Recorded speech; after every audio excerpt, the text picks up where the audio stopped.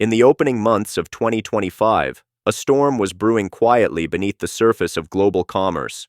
It wasn't the kind of storm that made headlines with crashing waves or roaring winds, but one that reshaped the backbone of how the world buys, sells, and survives. At the center of it all stood Amazon, the company that had become, for millions of people, the very definition of shopping itself. Imagine logging on to buy something as simple as a laptop, a pair of sneakers, or even school supplies for your kids, only to find that the price had suddenly jumped. Not because of scarcity, not because of corporate greed, but because of something far larger: government tariffs. At the dawn of 2025, the Trump administration launched a trade policy unlike anything the modern world had seen. A sweeping wave of tariffs hit imports, sending shockwaves through global supply chains. Nearly all imports into the United States were slapped with a baseline tariff of 10%. But the real earthquake came with the announcement of a staggering 145% tariff on goods from China, the world's largest manufacturing hub. What had once been the engine of cheap and reliable goods for American consumers was suddenly barricaded by a wall of economic warfare. For ordinary people, this meant higher prices. For companies, it meant survival was at stake. And for Amazon, commanding nearly 40% of American e-commerce, it meant the greatest challenge in its history. Amazon had always thrived on two promises: efficiency and low prices. But tariffs attacked both pillars at once. Overnight, the company's massive network of suppliers, long concentrated in Asia, became a liability. Everyday goods, electronics, clothing, home essentials, now carried enormous price tags. Analysts estimated that the cost of importing electronics alone surged by nearly 25%. The company faced a brutal choice: absorb billions in losses or raise prices and risk losing its competitive edge. Neither path seemed sustainable. What followed was nothing less than a corporate earthquake. In a matter of weeks, Amazon executives launched a $13 billion supply chain restructuring, a desperate but decisive move to shield the business from collapse. This was not just a minor adjustment. It was a reimagining of global trade routes themselves. Contracts that tied Amazon to Chinese factories and Pacific shipping routes were abruptly torn apart. New alliances were forged in Mexico, India, and Vietnam, nations less affected by Washington's tariffs. Warehouses were planned, factories tapped, logistics chains rewired. What would normally take years unfolded in mere months. The urgency was clear: adapt or collapse. By mid-2025, the effects of this pivot were visible across continents. American ports like Los Angeles and Long Beach, long the busiest gateways of global trade, saw container traffic plunge by more than 20%. Fewer ships meant fewer jobs for dock workers, truck drivers, and warehouse staff. Restaurants near the ports emptied, city tax revenues shrank, and communities that had thrived on trade faced decline. Meanwhile, across the border, Mexico experienced the opposite reality. In Monterrey and Tijuana, warehouses and distribution hubs sprouted like mushrooms after rain. Proximity to the United States, favorable trade agreements, and lower labor costs made Mexico the new backbone of Amazon's North American strategy. Trucks carrying goods across land routes replaced ships docking on U.S. coasts. By the end of 2025, Mexico's logistics sector had grown by nearly a third, powered largely by Amazon's redirection of supply chains. Vietnam and India also emerged as winners. Vietnam's factories, once overshadowed by China's dominance, suddenly boomed. Electronics, textiles, and household goods once made in Shenzhen now rolled off assembly lines in Hanoi and Ho Chi Minh City. India, with its vast labor force and improving infrastructure, became another anchor in Amazon's new network.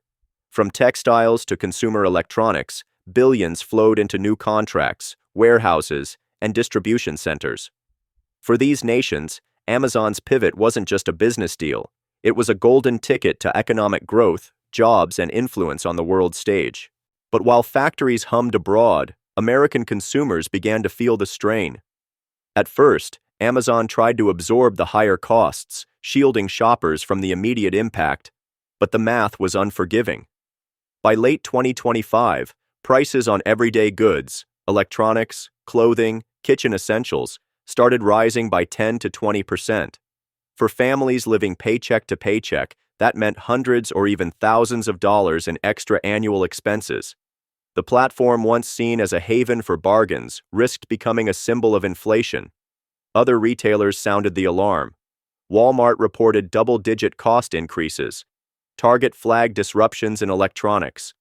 Home Depot warned of shortages in tools and building materials.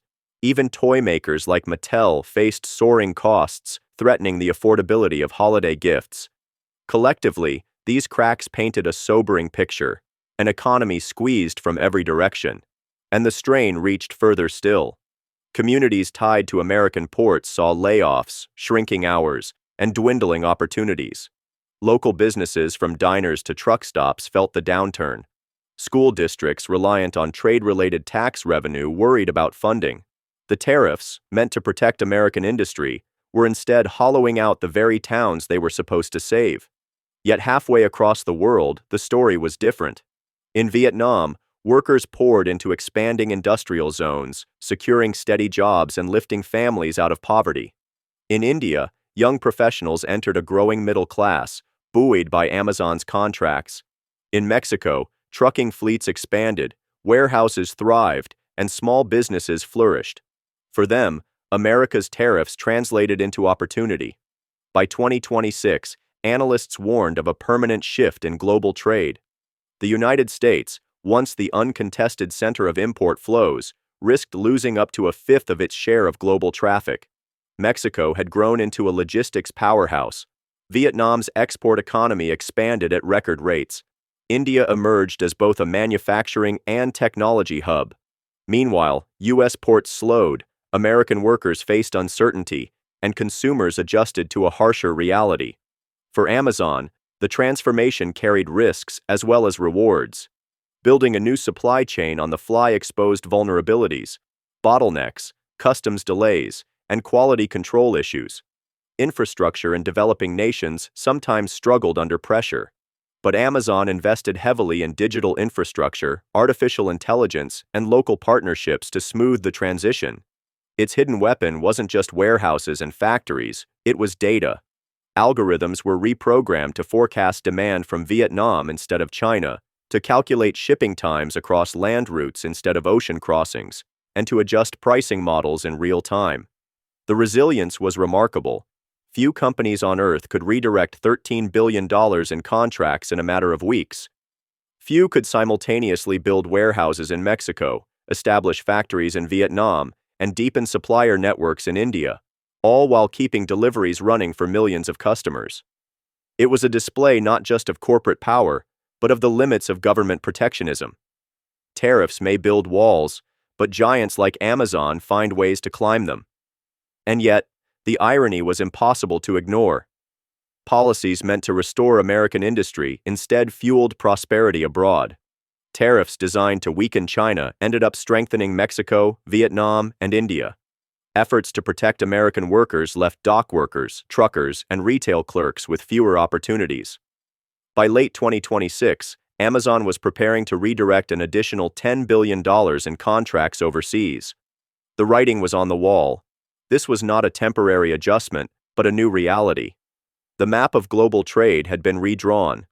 Looking back, the lesson is sobering. In a hyper-connected world, no economy exists in isolation. Tariffs meant to shield America only accelerated its relative decline in trade influence. For consumers, it meant higher prices. For workers, it meant uncertainty. But for emerging markets abroad, it meant growth, stability, and rising global clout. Amazon's restructuring was not merely a corporate maneuver. It was a revelation, proof that in the 21st century, power lies not in walls or tariffs, but in adaptability. Companies may bend under political pressure, but the giants rarely break. Instead, they reshape the world around them.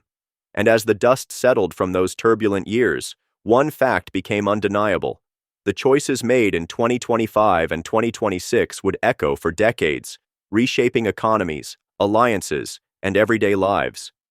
The story of Amazon's survival was also the story of a new order in global commerce, an order born not from stability, but from disruption. So next time you click Add to Cart, remember, behind that button lies not just convenience, but a vast and ever-shifting web of politics, power, and global ambition.